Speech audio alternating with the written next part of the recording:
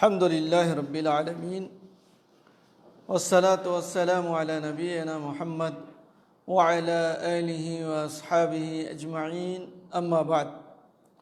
محترم ناظرین، السلام علیکم ورحمۃ اللہ وبرکاتہ۔ آج کی اس نشست کا موضوع ہے ختنہ۔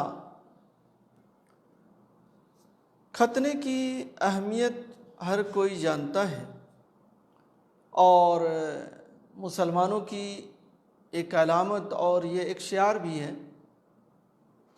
کہ کوئی بھی مسلمان بغیر ختنے کا نہیں ہوتا ہے۔ ختنہ ایک مشروع عمل ہے اور اس میں مسلمان بڑھ چڑھ کے حصہ لیتے ہیں۔ ختنے کے بارے میں لوگوں میں اختلاف اس معنی میں ہے کہ یہ واجب ہے یا مستحب ہے یا سنت مؤکدہ ہے۔ تو بہت سے علماء اس طرف گئے ہوئے ہیں کہ ختنہ واجب ہے، اور بہت سے علماء اس طرف گئے ہیں کہ ختنہ سنت مؤکدہ ہے۔ ختنے کے بارے میں حدیث کے اندر صحیح بخاری اور مسلم کے اندر آیا ہوا ہے، الفطرۃ خمس، الختان والاستحداد ونتف الابط وقص الشارب وتقلیم الاظافر۔ 5 چیزیں فطرت میں سے ہیں: ختنہ کرانا، زیر ناف کے بال مونڈنا، اور بغلوں کے بال اکھاڑنا، مونچھیں پست کرنا اور ناخن تراشنا۔ تو یہ فطرت میں سے ہے۔ ختنہ یہ انسان کی فطرت میں سے ہے، اور ختنے کے بہت فوائد ہیں، انشاءاللہ اس کو میں کچھ دیر کے بعد بتاؤں گا۔ ختنہ کس وقت کرانا چاہیے؟ ختنے کا بہترین وقت یہ ہے کہ بچپن ہی میں اس کو ختنہ کرا دیا جائے، اور جو 7ویں روز کی جو حدیث ہے وہ حدیث ضعیف ہے، یعنی اس کے اندر وسعت ہے، آپ چاہے تو 7ویں دن کرا دیں، یا جب آپ کو مناسب وقت سمجھ میں آتا ہے اس وقت آپ بچے کا ختنہ کرا دیں۔ اور بعض لوگ اس طرف گئے ہیں کہ جیسے ابن قیم رحمہ اللہ کہ اس کو بلوغت سے پہلے ختنہ کرا دیا جائے، اور بعض شوافی اس طرف گئے ہیں کہ بلوغت کے بعد فوراً ختنہ کرا دینا چاہیے۔ تو اس میں وسعت ہے، جب بھی آدمی کو موقع ملے اور وہ بچے کی صحت وغیرہ سے مطمئن ہو، فوراً اس کا ختنہ کرا دے، یہ زیادہ بہتر ہے۔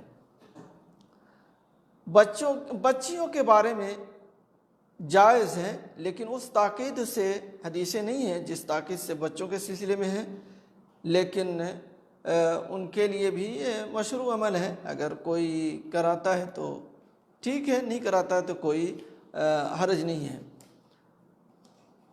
اسی طرح سے جب کوئی شخص مسلمان ہو، اسلام کے اندر داخل ہو، تو اسے بھی ختنہ کرا لینا چاہیے، چاہے اس کی عمر جتنی بھی ہو، یعنی اگر وہ عمر دراز ہے، بوڑھا ہے، بڑھاپے میں ہے، تب بھی اسے کرا لینا چاہیے۔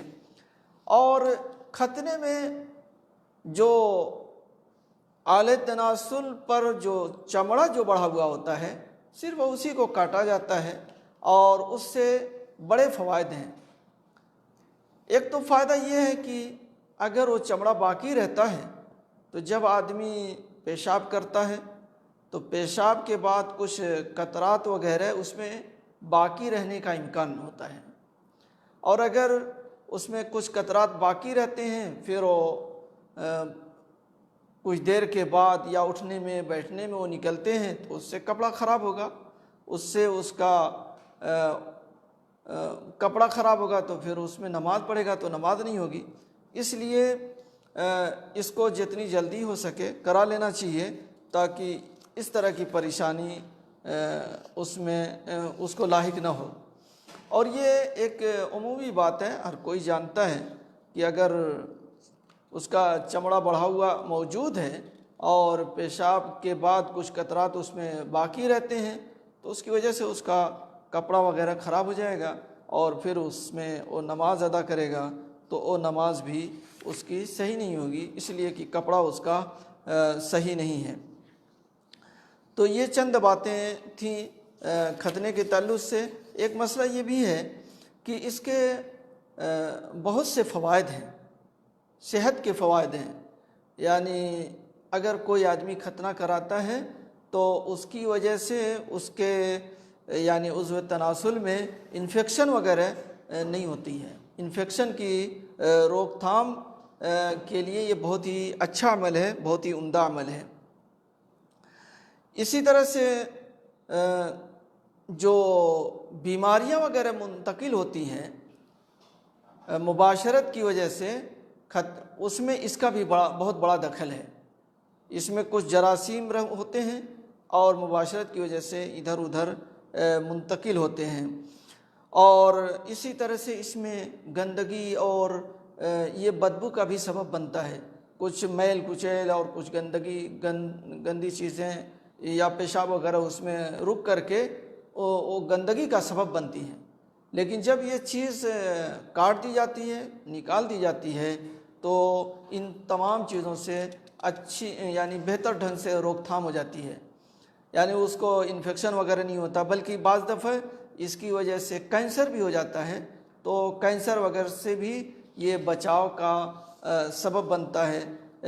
اس لیے اسے جو ہے کبھی بھی ترک نہیں کرنا چاہیے، اور جو لوگ اسلام میں داخل ہوں انہیں بتانا چاہیے کہ اس کے بڑے فوائد ہیں، تاکہ وہ جتنی جلد ہو سکے ختنہ وغیرہ کروا لیں اور ان تمام چیزوں سے محفوظ ہو جائیں۔ یہ چند چیزیں تھیں ختنے کے تعلق سے۔